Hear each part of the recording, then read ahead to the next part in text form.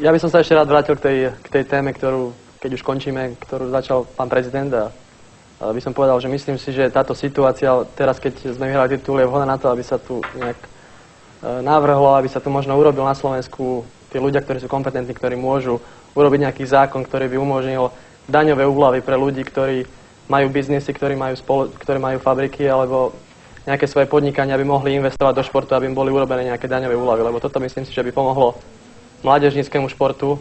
A naozaj, ak budú hrať hokej iba synovia z dobre finančne zabezpečených rodín, ja si myslím, že sa stratia talenty a že sa to prejaví o 10, o 15 rokov v reprezentácii na medzinárodnom fóre a vôbec v slovenskom hokeji. Takže ak chceme mať dobré výsledky, myslím si, že tá súčasná situácia núti ľudí, ktorí môžu s tým niečo urobiť. Ty vole, ty seš hlava. Slovenská hokejová reprezentácia dosiahla v nemeckom Kolíne nad Rínom najhoršie umiestnenie v elitnej kategórii majstrovstiev sveta.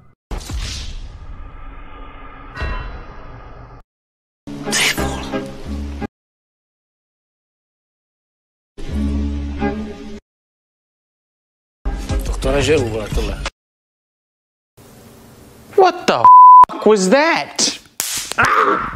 Tak niekedy je tá realita krúta, bolí, ale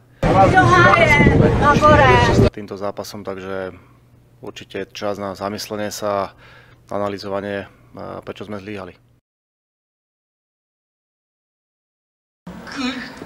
Kriste, čo je to za človeka?